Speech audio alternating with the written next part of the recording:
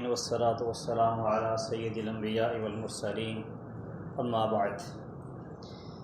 سیدنا زید بن ثابت رضی اللہ تعالی عنہ کی روایت صحیح مسلم میں ہے، صحیح بخاری میں بھی یہ روایت موجود ہے، الفاظ کے تھوڑے سے فرق سے۔ فرماتے ہیں کہ رسول اللہ صلی اللہ علیہ وسلم نے مسجد میں ایک جانب چٹائی کا حجرہ بنایا، چٹائی کھڑی کر کے اور ایک حجرہ بنایا اور اس میں آپ نماز پڑھتے تھے۔ صحابہ کرام کو پتہ چلا تو انہوں نے نبی کریم صلی اللہ علیہ وسلم کی اقتداء شروع کر دی۔ معلوم ہوتا ہے کہ رسول اللہ صلی اللہ علیہ وسلم نفل نماز میں تھوڑی سی اونچی آواز سے قدر جہراً قراءت کرتے تھے، اس لیے صحابہ کرام آواز سن کے پہنچے اور ان کی اقتداء میں نماز ادا کرنے لگے۔ پھر ایک رات ایسا ہوا کہ نبی صلی اللہ علیہ وسلم کے انتظار میں لوگ جمع تھے، آپ نہ نکلے تو انہوں نے کنکریاں، چھوٹی کچی مسجد تھی، چھوٹے موٹے پتھر موجود ہوتے تھے، وہ ماری کہ شاید نبی صلی اللہ علیہ وسلم بھول گئے۔ تو رسول اللہ صلی اللہ علیہ وسلم نکلے اور فرمایا کہ جو کام تم کرتے رہے ہو میں اس کو اچھی طرح سے جانتا ہوں، لیکن اس لیے نہیں نکلا، مجھے یہ خدشہ واقع ہو گیا کہ کہیں یہ تم پر فرض نہ ہو جائے، اور آدمی کی بہترین نماز فردی نماز کے علاوہ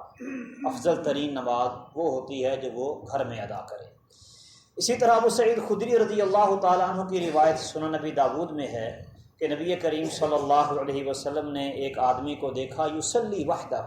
وہ اکیلا نماز پڑھ رہا تھا، یعنی نماز شروع کر چکا تھا۔ تو آپ نے فرمایا الا رجل یتصدق علی ھذا فیصلی معہ، کیا کوئی آدمی نہیں ہے جو اس کے ساتھ ملے اور اس کے ساتھ نماز ادا کر لے۔ یہی روایت مسند احمد میں ہے، اس کے الفاظ ہیں کہ فقام رجل من القوم فصلی معہ، قوم میں سے ایک آدمی اٹھا اور اس نے اس کے ساتھ مل کر نماز ادا کی۔ ان دونوں روایات میں جو مشترکہ بات ہے وہ یہ ہے کہ نبی کریم صلی اللہ علیہ وسلم نماز شروع کر چکے تھے،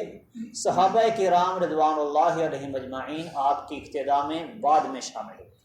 اسی طرح یہ دوسری روایت میں بھی ابو داؤد والی جو روایت ہے، آدمی نماز شروع کر چکا تھا اور اس کے بعد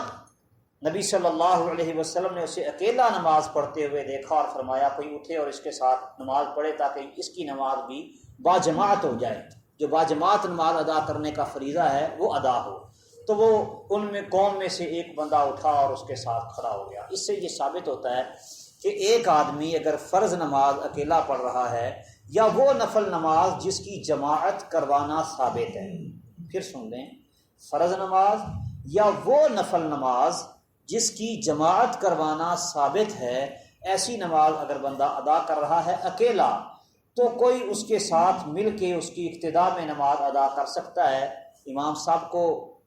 جو پہلے نماز ادا کر رہا ہے اس کو امام بنا لے اور اس کی اقتداء میں نماز ادا کرنا شروع کر دے، یعنی آغاز اس نے نماز کا اکیلے نے کیا لیکن بعد میں اس کو امام بنا لیا جائے، یہ صورت بھی جائز اور درست ہے۔ اللہ تعالیٰ سمجھنے اور عمل کرنے کی توفیق دے۔ وما علیہ الا البلاغ۔